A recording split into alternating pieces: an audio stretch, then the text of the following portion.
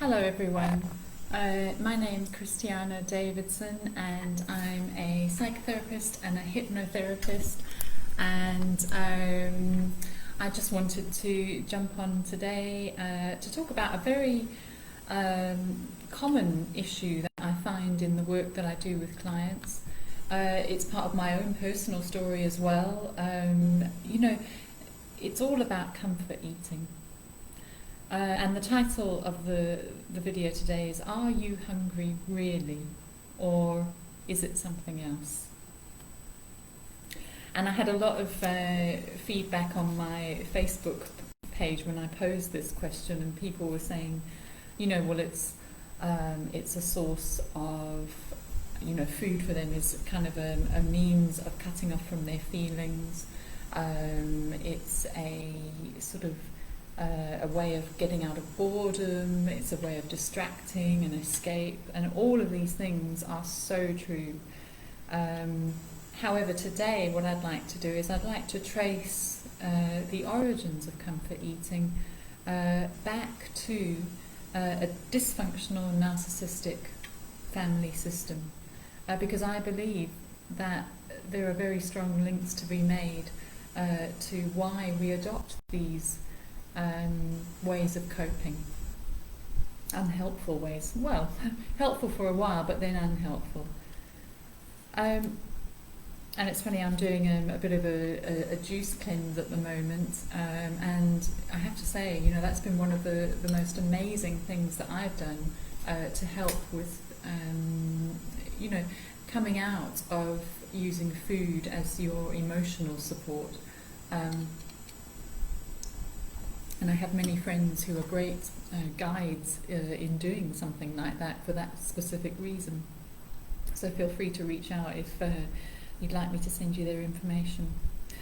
Okay, so comfort eating.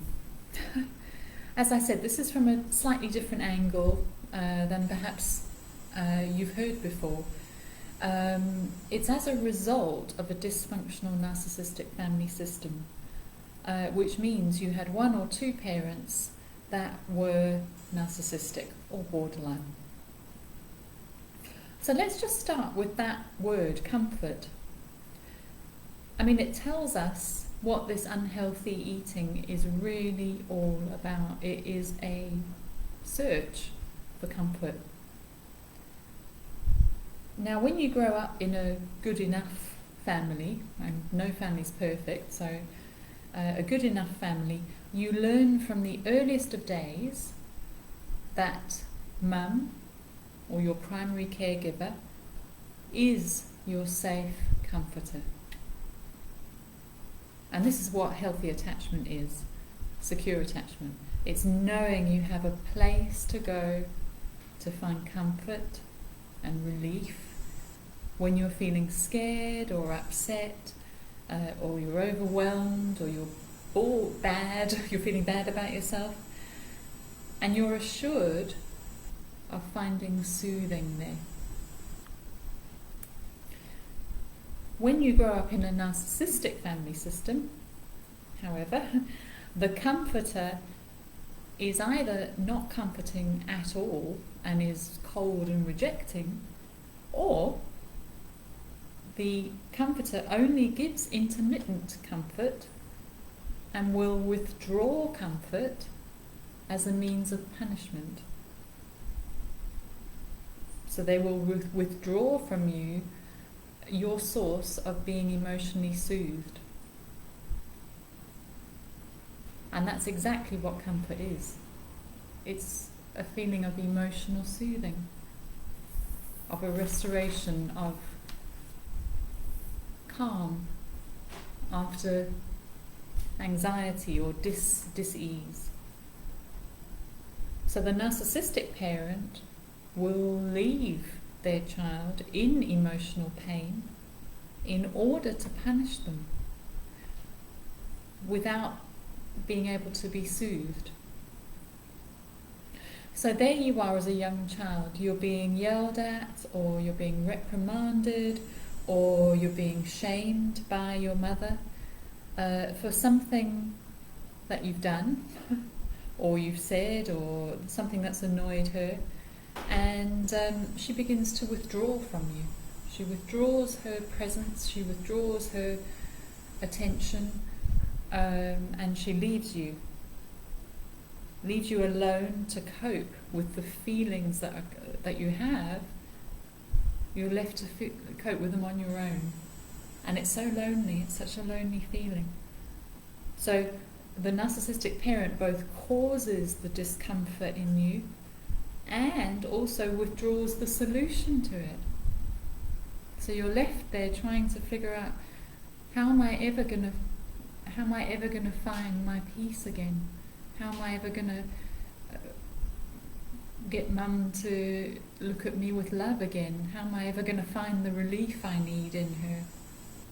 She's just withdrawn it, and you don't know whether it's for the rest of your life or just that moment.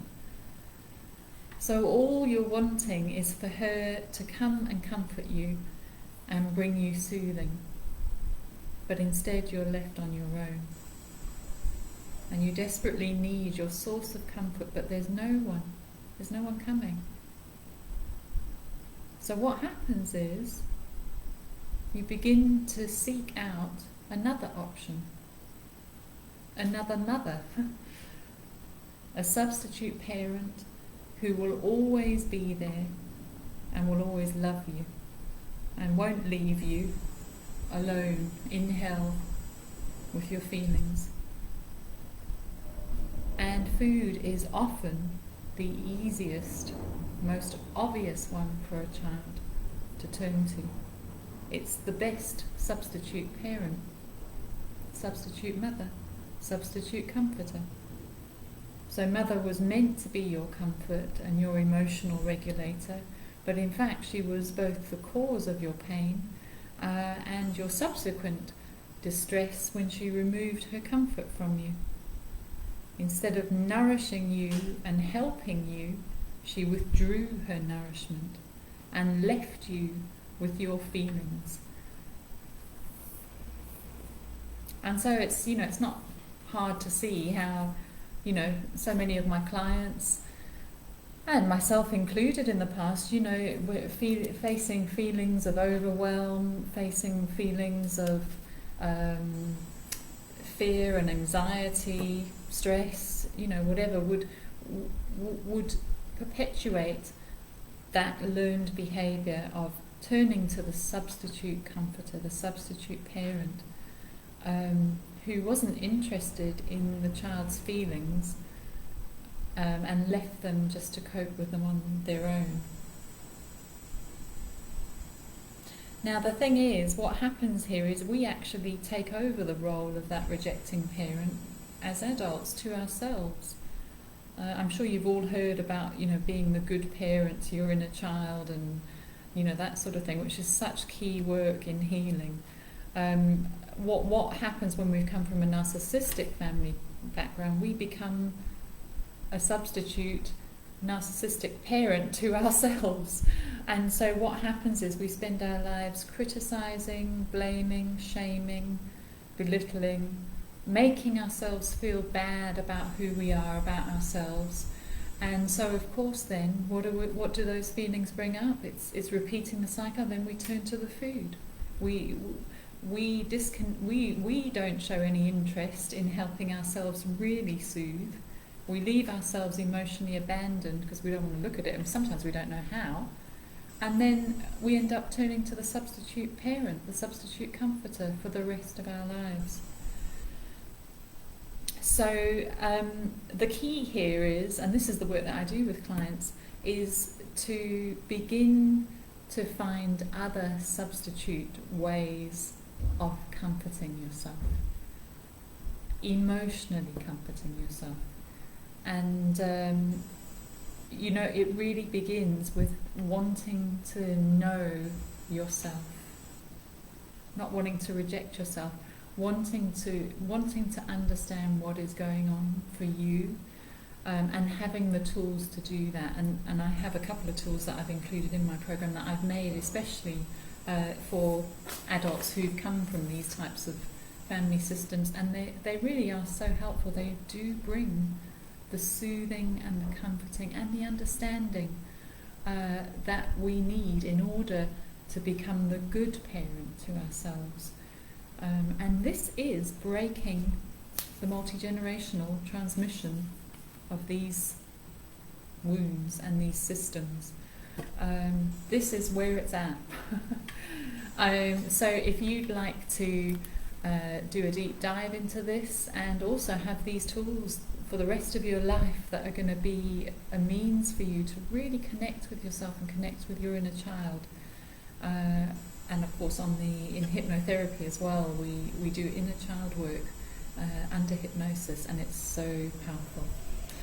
Anyway, have a lovely weekend, everybody, and I shall see you next week for another riveting video on my channel. Thank you to everyone who's subscribed. Take care. Bye now.